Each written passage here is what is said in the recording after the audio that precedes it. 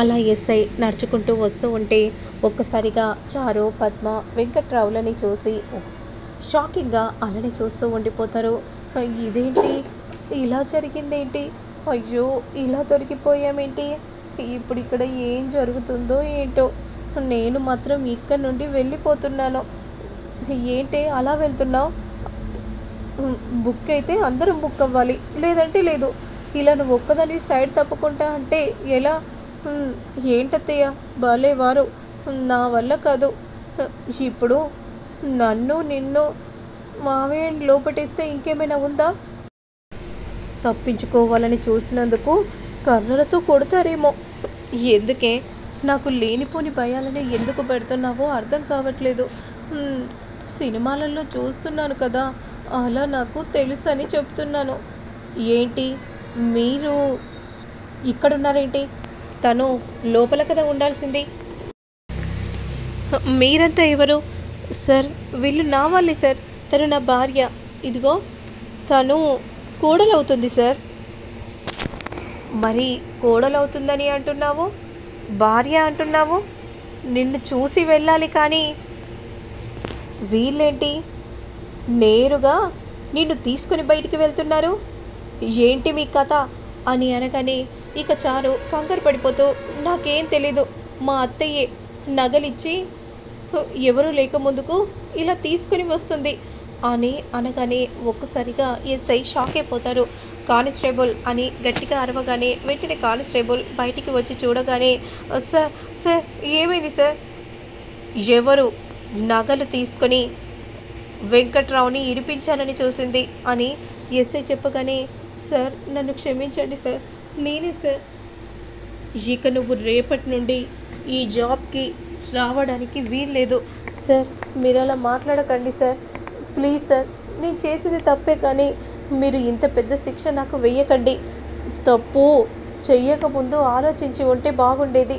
చేసిన తర్వాత ఆలోచించి ప్రయోజనం ఏమీ ఉండదు కదా అని కోపంగా అంటూ ఉంటాడు. మరోవైపు మాత్రం రఘురాం సంధ్య ఫోటోను తీసుకొని వచ్చి పెట్టగానే ఆద్య అలానే చూస్తూ ఉంటుంది. పెద్దనాన్న, అవునమ్మా, సంధ్య ఫోటోనే పెడుతున్నాను అని అంటూ వెంటనే ఎంతో అందంగా అలంకరిస్తూ ఉంటాడు. వెళ్ళమ్మా ఆద్య, వెళ్ళి మీ అమ్మ ఫోటోకి దీపం పెట్టు. పెద్దనాన్న, నేనే చెప్తున్నానమ్మా, వెళ్ళి మీ అమ్మ ఫోటోకి దీపం పెట్టమ్మా అని అనగానే ఎంతో సంతోషంగా ఆద్య దీపం పెడుతూ ఉంటుంది. అదంతా చూసిన కిషోర్ కూడా చాలా సంతోషపడిపోతూ ఉంటారు. బావగారేంటి ఫోటో తీసుకుని వచ్చి దీపం పెట్టమంటున్నారు? అసలు బావగారికి ఏమైంది అని మనసులో పార్వతి అనుకుంటూ అలానే చూస్తూ ఉంటే, అన్నయ్య మనం ఆ మనిషిని వద్దు అని అనుకున్నాం కదా అన్నయ్య, మరి అలాంటప్పుడు నువ్వెలా ఫోటో పెట్టి దీపం పెట్టమని అంటున్నావో?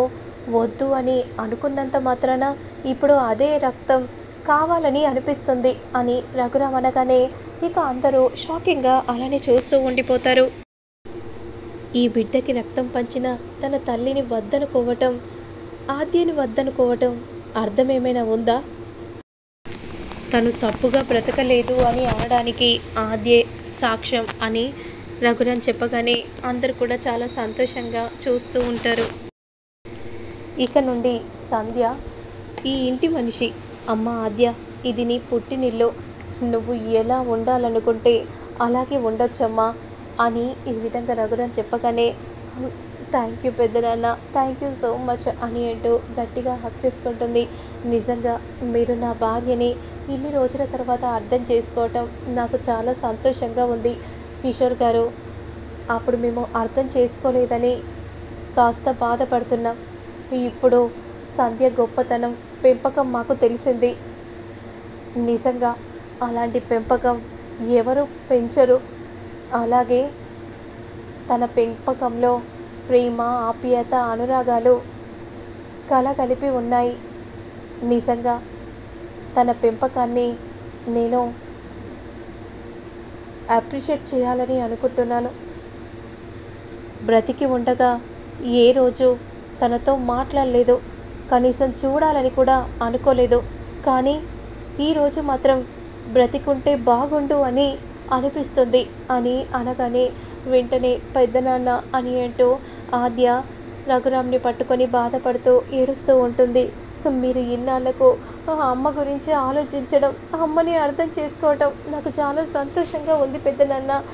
మీరు నన్నే కాదు ఆ అమ్మని కూడా అర్థం చేసుకున్నారు.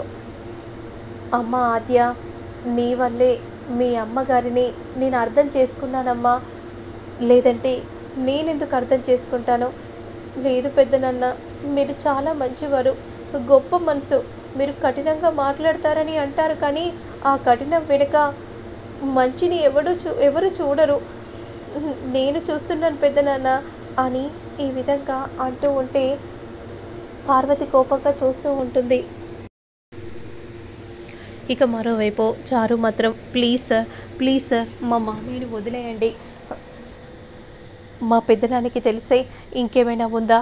ఏంటమ్మా పెద్దనాన్న అని పదే పదే అంటున్నావు? ఎవరా పెద్ద మనిషి? రఘురాం గారని. ఏంటి, రఘురాం గారి మనిషా? అవును, మా అన్నయ్యే, మా సొంత అన్నయ్య. అలాంటి వారు ఇలాంటి పని చేయడం ఏంటమ్మా? అసలు మా వారు తప్పు చేయలేదు అని విధంగా అంటూ పద్మ జరిగిందంతా కూడా చెప్తూ ఉంటుంది. సరే అమ్మా, మీ మీద నమ్మకంతో కాదు, రఘురాం గారి మీద ఉన్న ఆ గొప్ప మనసుతోని మిమ్మల్ని నేను వదిలేస్తున్నాను, వెళ్ళండి అని విధంగా అనగానే వెంటనే ఇక ఇంటికి బయలుదేరుతారు. మరోవైపు ఇక చారు ఇంట్లో అడుగు పెట్టగానే సంధ్య ఫోటోను చూసి ఒక్కసారిగా షాక్ అయిపోతుంది. తన ఫోటో ఇక్కడ ఉండడం ఏంటి? అసలు ఇక్కడ ఎవరు పెట్టారు? ఇక్కడ ఆద్య పెట్టుంటుంది. ఇప్పుడు ఈ ఫోటోని ముక్కలు చేస్తే అప్పుడు పాపం ఆద్య ఎంత బాధపడుతుంది, కుమిలి ఏడుస్తుంది. నేను అదే చూడాలి. అలా చూస్తేనే కదా నాకు సంతోషం అవుతుంది.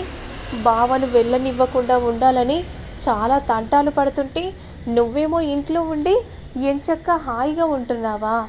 ఇప్పుడు చూడు నేనేం చేస్తానో అని అంటూ వెంటనే సంధ్య ఫోటోకు ఉన్న పూలదండను కింద పడేసి ఫోటోను కూడా క్రింద పడేయగానే ఆ శబ్దం విని ఆద్య క్రిందికి పరిగెత్తుకుంటూ వస్తూ ఉంటుంది. ఫోటో పగిలిపోయి ఉండడాన్ని చూసి ఆద్య కోపంగా వచ్చి చారు చెంప పగల కొడుతుంది. నువ్వేం చేసావో అర్థమవుతుందా? మా ఇంట్లో మీ అమ్మ ఫోటో పెట్టడం ఏంటి? అసలు నువ్వు ఏమనుకొని ఇదంతా చేస్తున్నావు? ఇదేమైనా నీ ఇల్లా అని అంటూ ఉంటే అంతలో రఘురాం వచ్చి అవును, ఇది తన పుట్టినిల్లు అనే విధంగా అనగానే ఒక్కసారిగా చారు షాకింగ్గా అలానే చూస్తూ ఉండిపోతుంది.